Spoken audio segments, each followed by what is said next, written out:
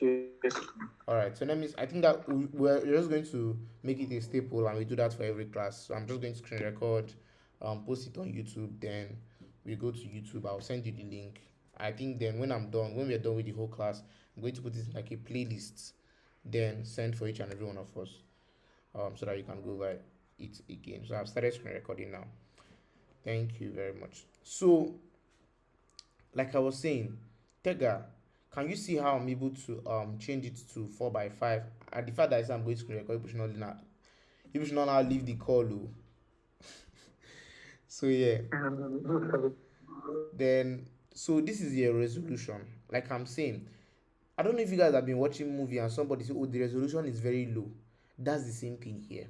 You get, or you're watching a YouTube video and people like a live YouTube video and people are like, "Oh, the resolution is very low."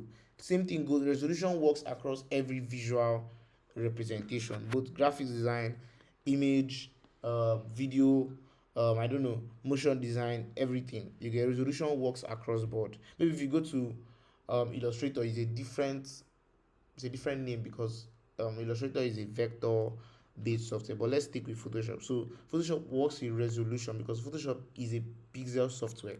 You get, everything I mentioned are pixels. You get, photo design, like graphic design that is done with Photoshop, as well as what they call this thing again, as well as video. You understand? So you increase or reduce the resolution based on what you're doing. Did you get? So I said in the morning that we should work with 72 for screen designs. Then so we're just working with like a social media size style. And we're going to work with 1080p by 1350p, I be 1350p. But if, let's say you want to do a screen size now, like real, like you want to design something that you're going to put on a reel. Like I did that this morning, and it was basically to change this thing because it's still 1080p. The width is still the same, but the height changed, and so the height now is 1920. You get? Let me do that. Then I'm going to use an artboard, and I'm going to create that.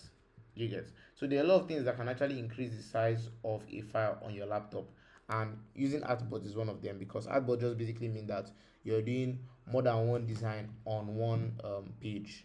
You get? So this is the artboard.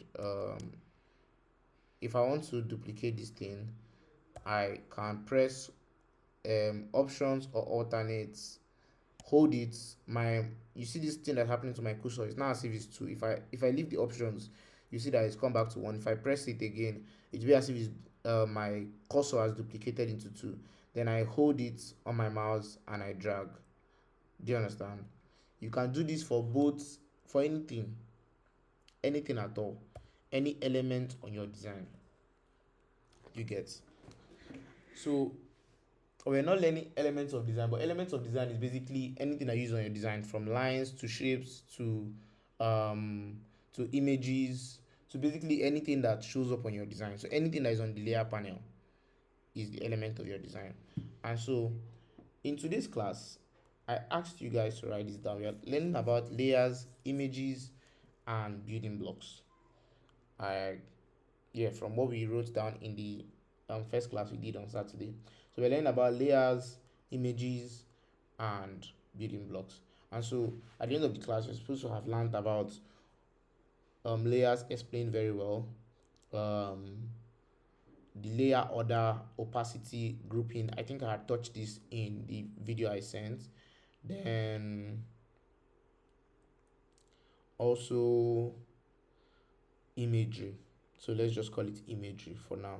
So images, basically how you work with images, how you work with the magic wand, how you select images, how you remove background manually. Even though there's like Canva and a lot of tools now that can easily help you remove images, like AI is doing amazing stuff.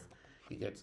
I think in recent times, because I have a Figma Pro account, I just use Figma to remove my background because it's less stressful and way easier to do.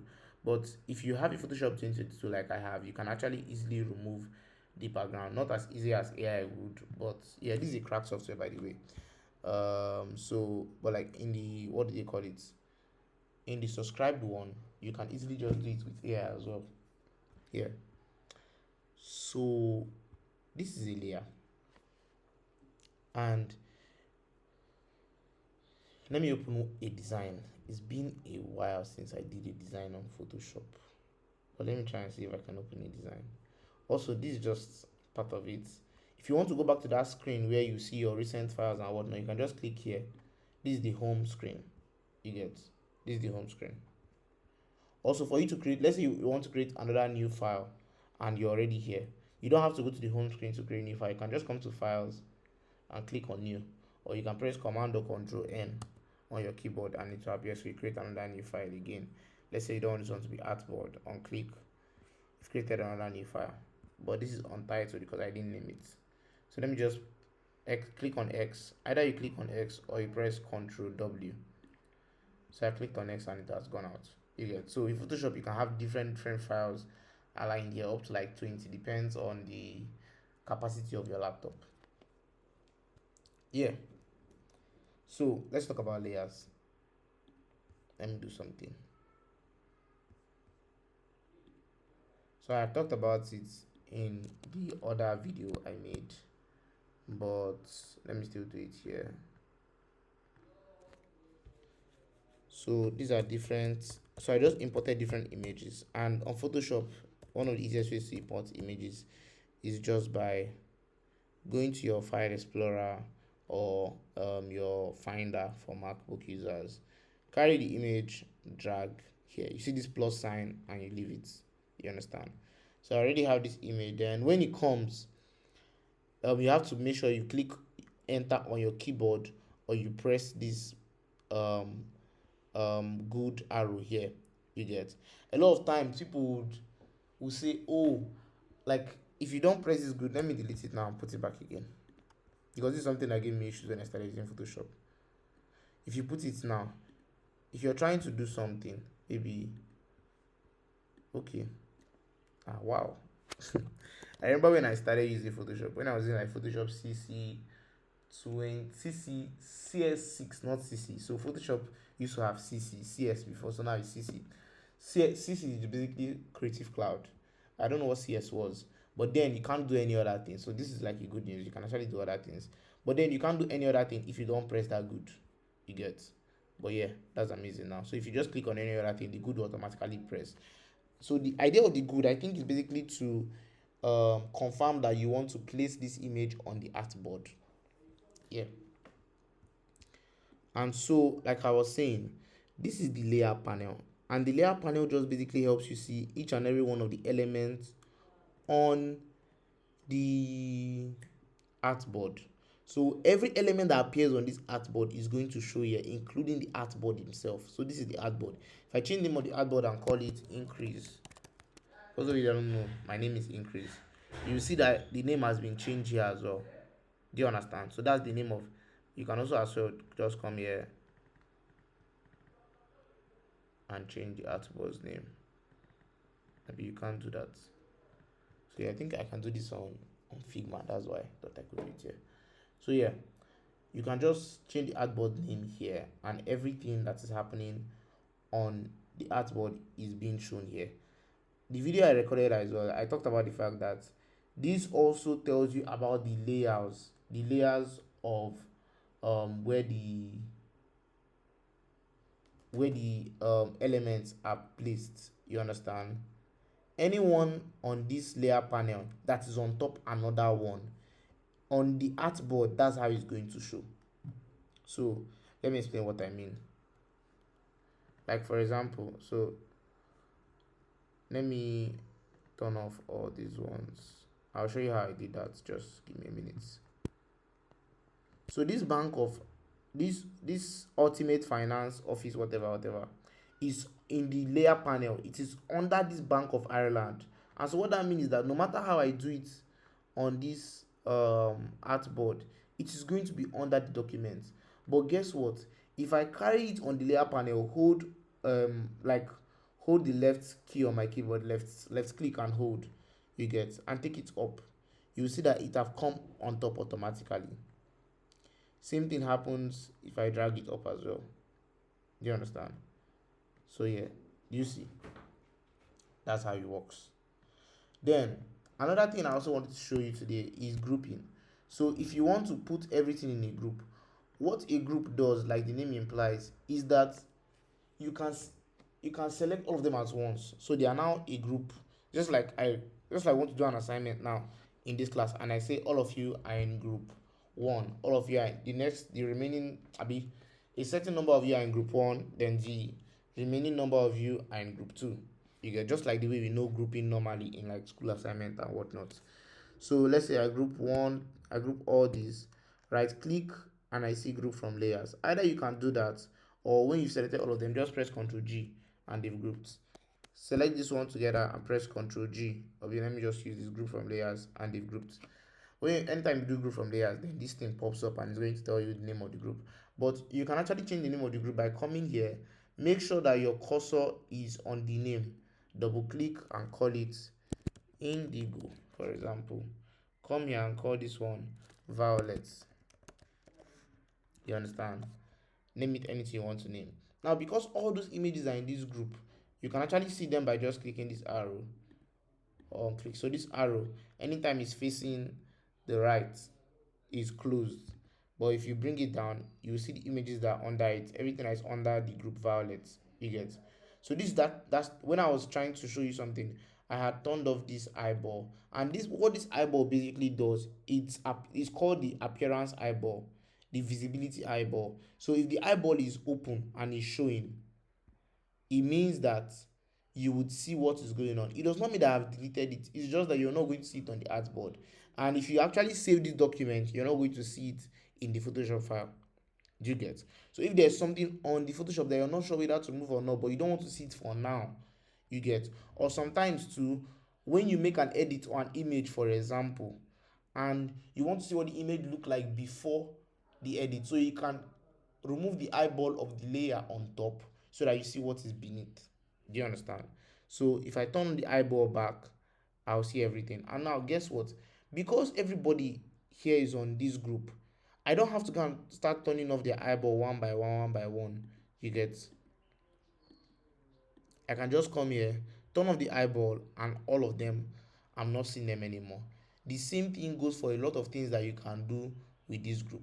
So if I click on this, I taught you what opacity is. Opacity is basically the transparency. So if the opacity is at 100, it means that it is the least transparent. But the opacity is at 0, it means that it is very transparent. Abi? Yes, transparent means see-through. It means that it's very transparent. You get. So higher the opacity, the lower the transparency. The lower the opacity, the higher the transparency. That's just basically how it works. You get. So I don't have to start turning off the transparency of each and every one of this layer like so, but you can do that for specific purposes. You understand? All I just have to do is come here to the violet and reduce the opacity of the violet, and everything on this group will take effect as well. Do you understand? Do you understand? Yes. Yes. All right. Do you understand? All right, David Lion. Can you explain to me how the opacity works?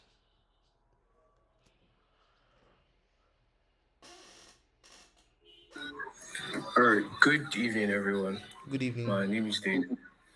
So, from what I understood from the explanation you gave, is that um, the higher the opacity, the lower the transparency of the object, and the lower the opacity, the higher the transparency of the object. So, the opacity indirectly helps us see through, or like reduces the transparency of an item in the group. So not just in a group, but any layer that is on the layer board. Thank you so much, David.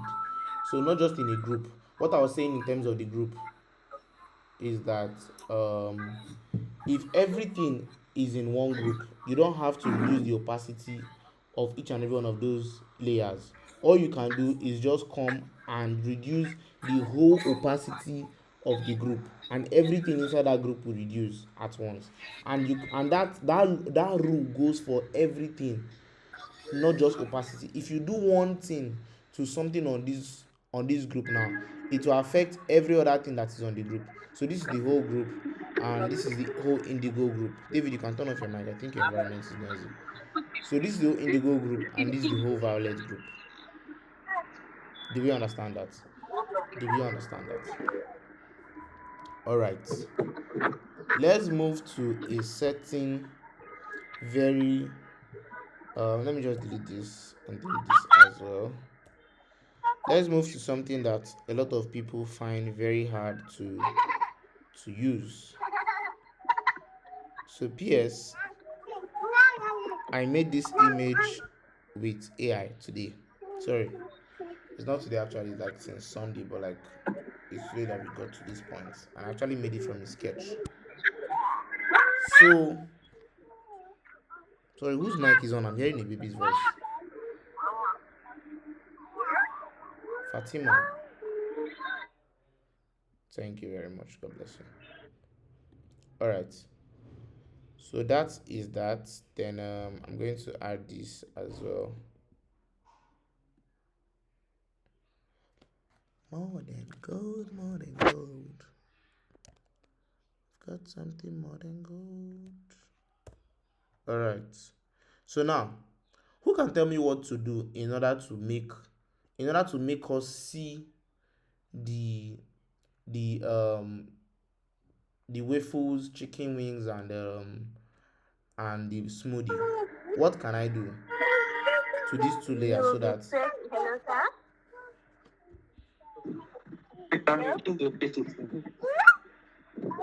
okay, so what I actually I don't want to reduce the opacity. What I want is that like the ice cream cones on top.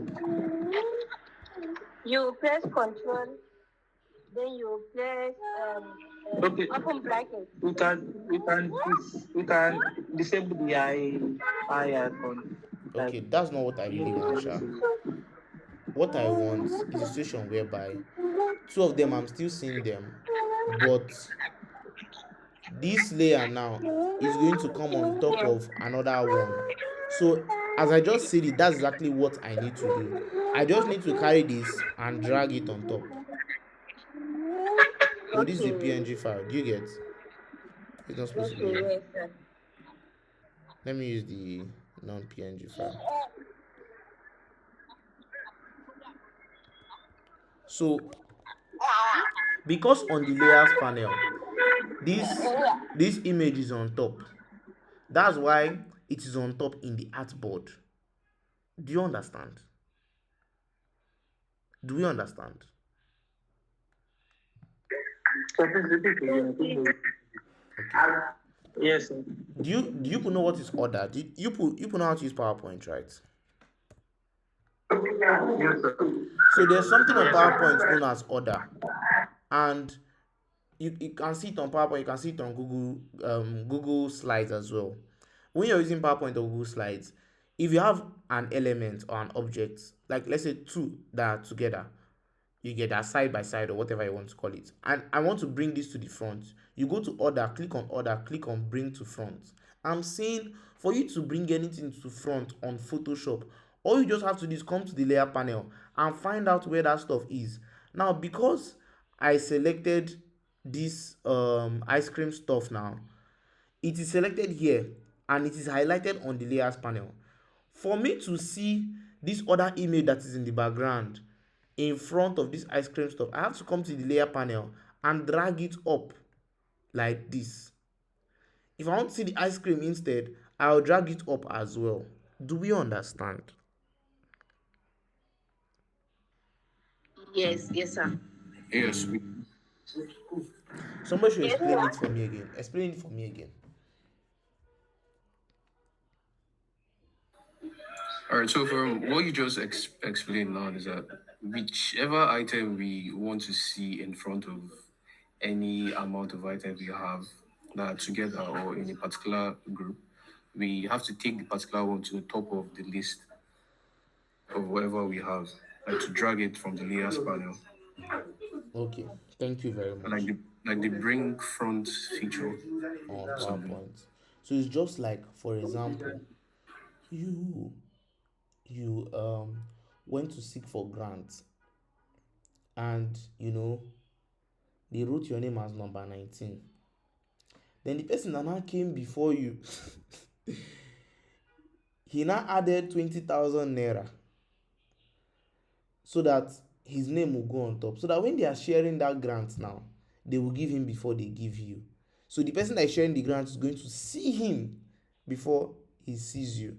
I'm trying to explain this as as much as I can so that everybody understands exactly. It's a very basic thing. It's a very basic, like, it's just garbage in, garbage out. If this one is on top, it is on top. You see it before any other one. If this one is below, you will not see it. You will see it last. Basically, that's just it. And so, like the illustration I was giving, if the person now paid that 20K, they will carry his name and go on top of your name and probably even to the first. So that whoever is sharing the money, when the person wants to share the money, the person is going to see that person's own before they see your own. Now, the last thing I'm going to teach today, before I entertain questions and ask even more questions, because I don't want to bombard us with a lot of knowledge. I probably maybe would show you guys a couple of things, but like the last major thing I want to show us today is layer max.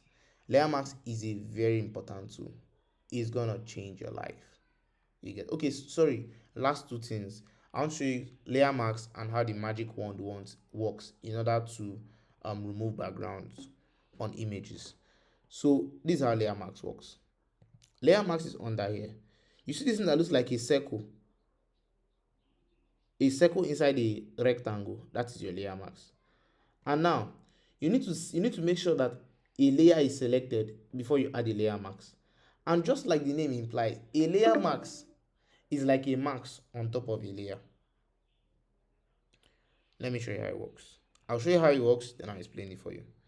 So this is the layer now. I want to add a layer mask on top of it. I'll come here and click on the layer mask. Then, in order to make this masking thing active, there's a rule. If your layer mask is white, it means that your layer is going to be white. It's going to be visible, sorry. If your layer mask is white, it means that that part of your layer, everything in your layer is going to be visible. You get?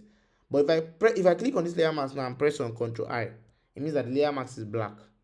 And because the layer mask is black, everything on the layer is not visible. The layer is there.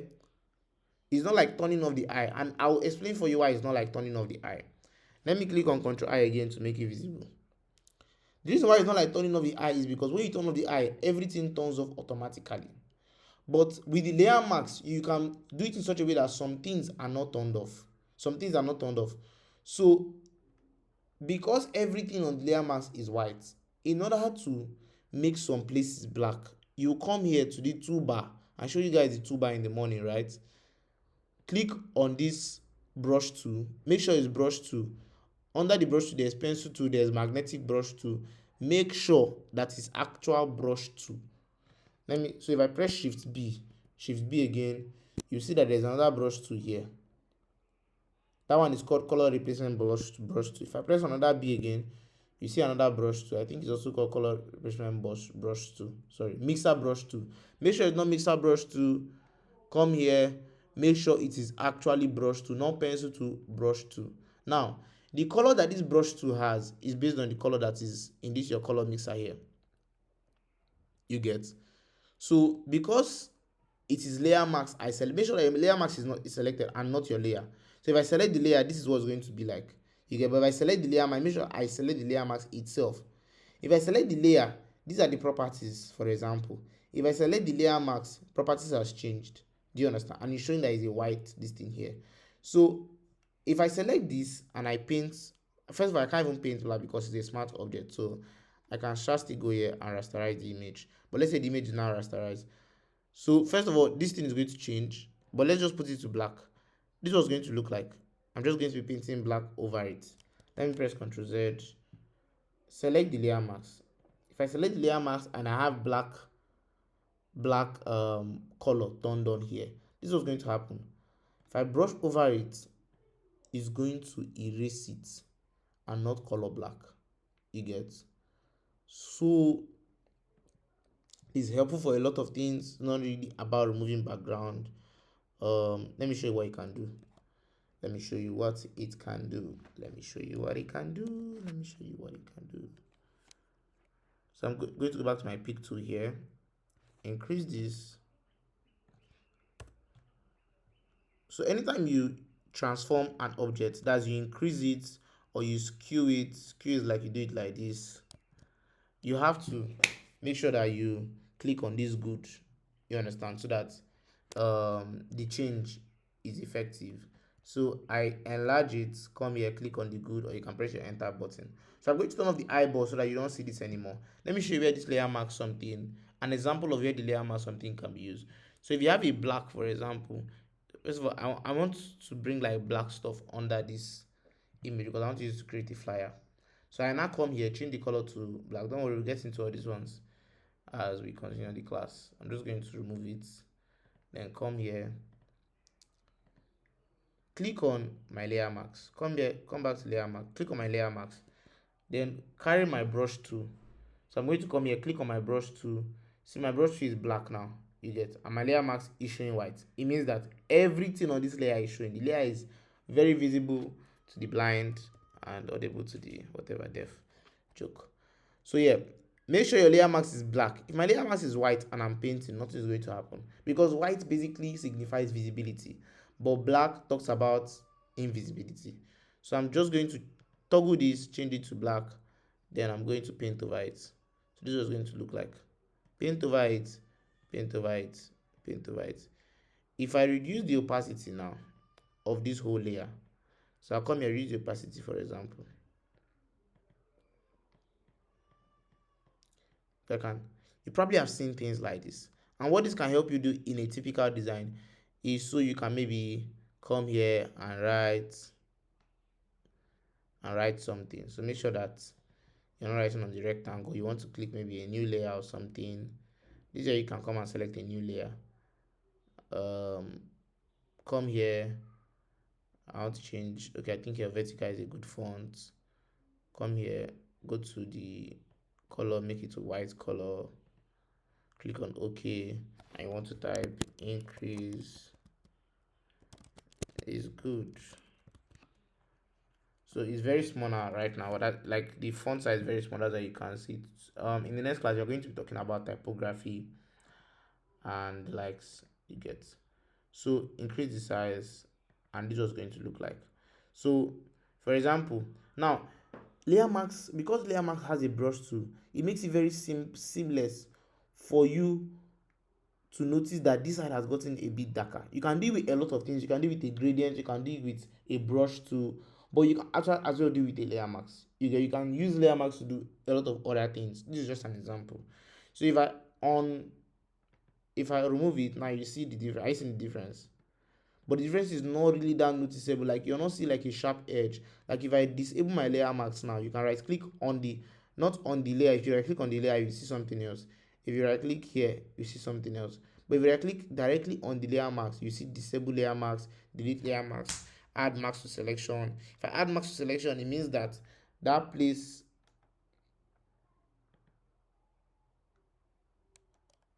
so it means that I'm selecting the layer marks. You understand? Control D. But the one that you can do now is apply layer mask. If I apply layer mask, if this was not a shape, maybe it was a picture like the way this one is now, it will apply the layer mask to the object. It means that that place that you've erased or whatever changes you've been able to make with the layer mask is going to be what the image is going to be.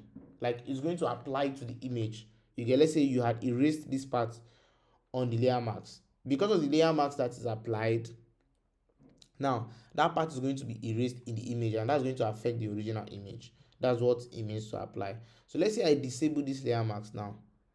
Do you get? This is what this thing is going to look like on a normal day. Even if I bring it down,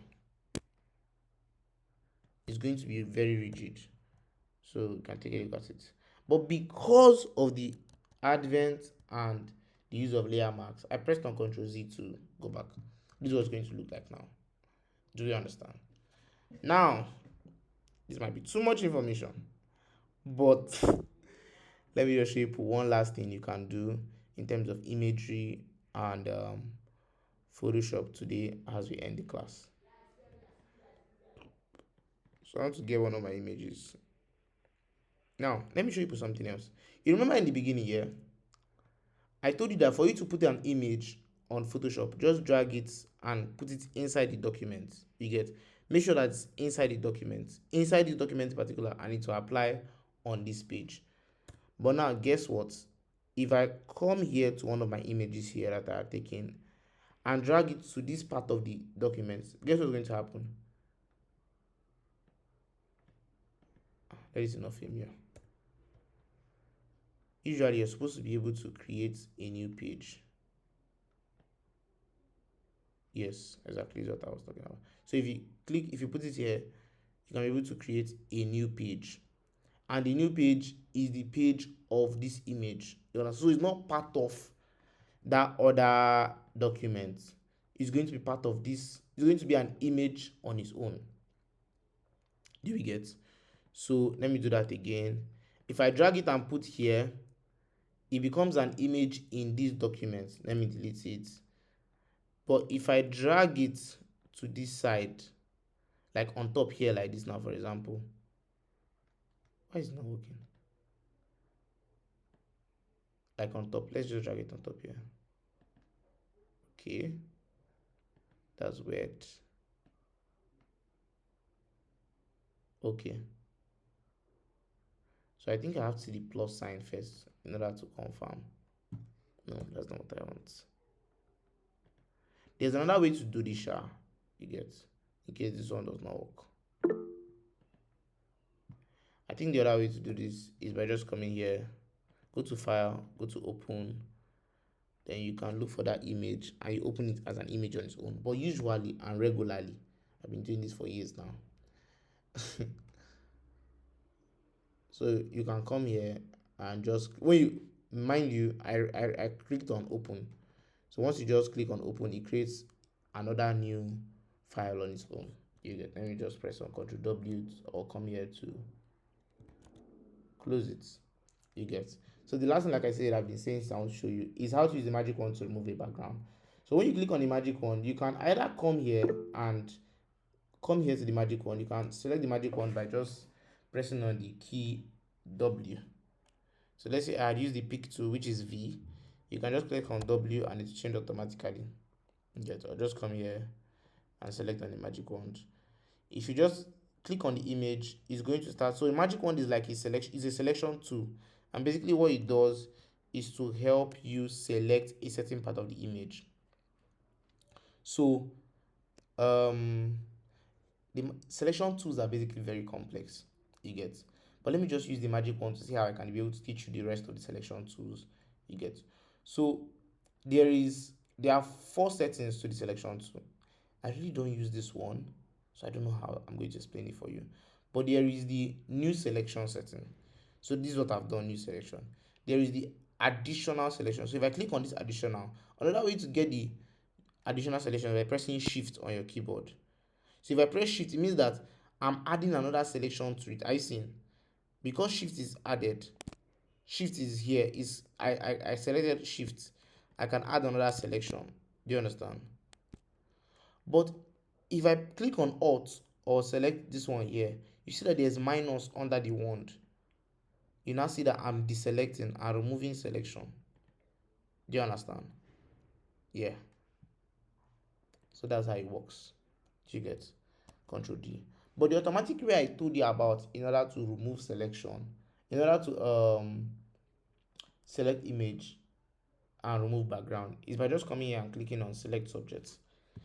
So if you click on select subject now, for example, I don't think this is AI, but Photoshop is just going to automatically look for the subject in the design and select it.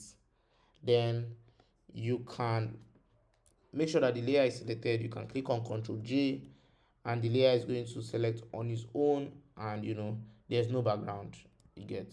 So if you click on the pick tool now, you can, so let me click on the pick tool, you can drag this, the background has gone out, but it's not really clean, that's why we don't use it, you get, like for example. But it can help you, give you a good head start. So let's say I've not used it now, for example. It's still selected. So I can come here now, go to another selection tool. This is the lasso tool. So remember that thing I told you here, plus and minus. This is very hard thing to learn in Photoshop, but like I believe you guys are superstars. So there are different kind of tools. There's lasso tool. There's these other two. This is the free transform tool. Okay, this is the lasso tool actually. And what's this one called? Polygonal lasso tool. So this lasso tool now is more straight. This one is more free form. That's what it is. So it makes freehand sketches, freehand selections. So you can use it, for example, you want to make like very freehand selections. You get freehand selections. You get. So let me click on Ctrl Z and go back here. But because this one is not like a freehand selection, so I'm just going to click on Shift L. If you're not seeing it on your laptop, and if you're not seeing a lot of things on your laptop, you can actually come here. You see these three dots that are here. Come here,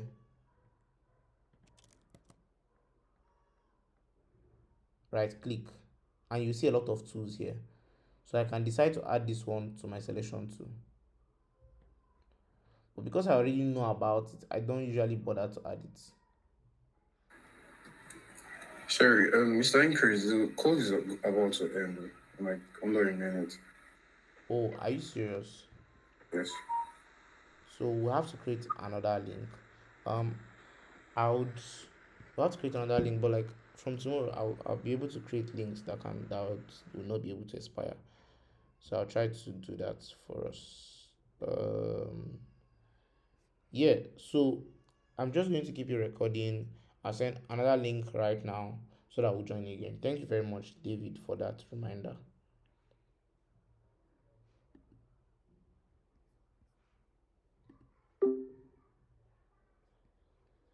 You go what out? You go work out. Pasibuka bus stop.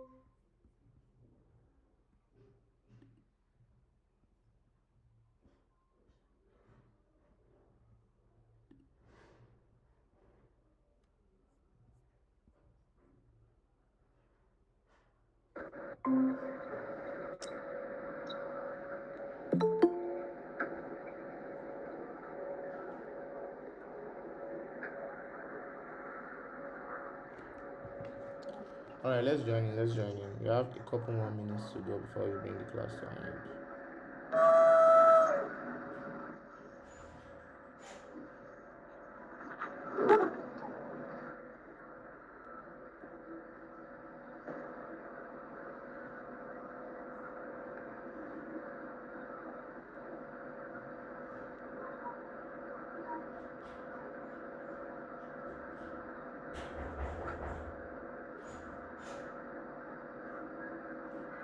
All right, let's just wait a bit for some people.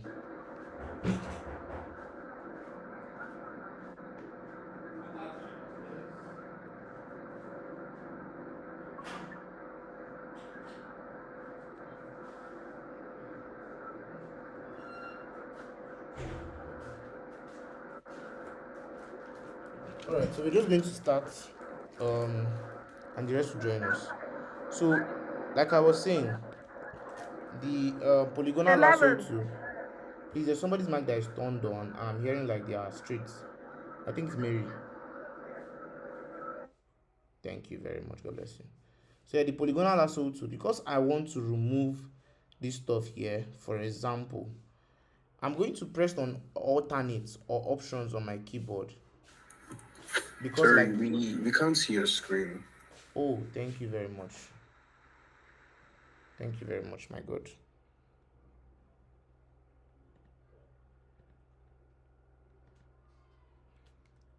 All right. Are you seeing my screen now?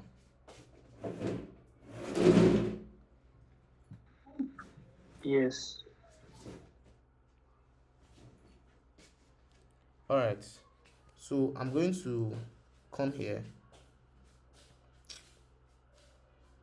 click on see, I don't know if you can zoom in your eye or something, but like if you notice under the polygonal lasso tool, there's a minus there now. If I click on shift, there'll be a plus. If I click on alternate, there'll be a minus. You get? And if I don't click on anything, it's going to be, there's nothing that's going to show there because it's on the new selection. So you have to pick a side because you want to clean up this selection so that we have like a better selection. Because of time I might not go into like cleaning up the proper selection and whatnot. So I'm going to click on minus and use the selection tool and just deselect it, deselect it, deselect it. Do you get? So now it has been deselected, it's out of the selection. If I click on, not like minding every other imperfect selection that is on this design now, and if I click on Ctrl J to duplicate, or I can come here as well, or if I do that it's not going to work, but if I click on Ctrl J, because you know the reason why it's going to duplicate only me in this selection, because I have been selected, like the subject has been selected. So I can just click on Ctrl J and it's going to select the subject that has been selected or the part that has been selected. If you zoom inside now, so you can zoom inside by like scrolling your wheel or pressing like alternate and scrolling, depends on your settings. Pressing on, if you can press on alternate, me I set it in such a way that I can just scroll my wheel. You get? Like scroll my wheel on my mouse. You get? Or you can just pinch on your trackpad on your laptop. So yeah, like I was saying, you see that this selection is straighter now and it's proper. You can do the same thing for the rest of all these ones. So this is like normal selection, is not additional because there's no selection already existing. I believe with all of my heart that when you all start to try this stuff out, you have a lot of issues, except you've used it before. So I selected all of them, all the imperfect selections, and I clicked on delete on my keyboard to delete them. And you right click, you see deselect to remove the selection, or you can press Ctrl D and you remove the selection. Yeah. So that's it for today, guys. Does anybody have any question?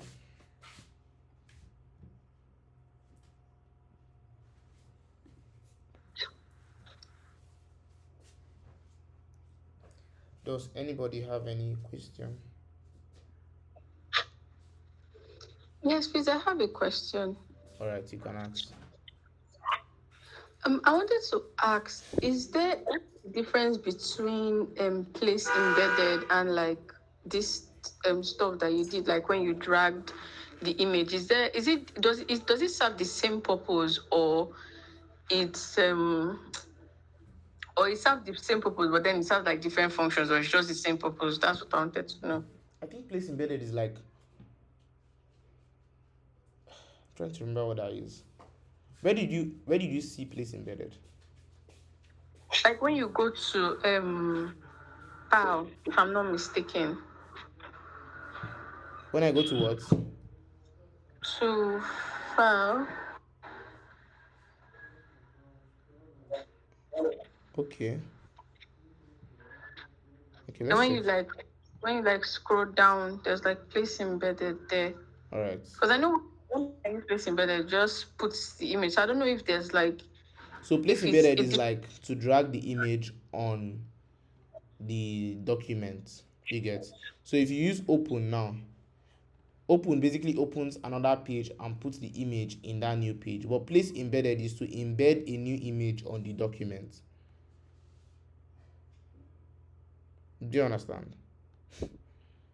yes. That's, Thank you. you're welcome. Does anybody have any other question? Place embedded is just like dragging it and dropping on top of the document so it shows. You get. Dragging and dropping is the swifter way to do it than place embedded.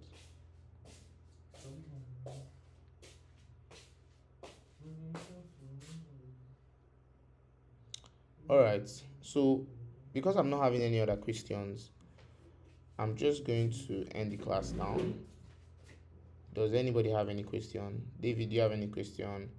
Aminat, do you have any question? Purple, do you have any question? Tega, I don't know if Tega is still here. Fred, RX, do you have any question? Mary, do you have any questions? Suleiman, I've not heard you spoken in this class, but do you have any question?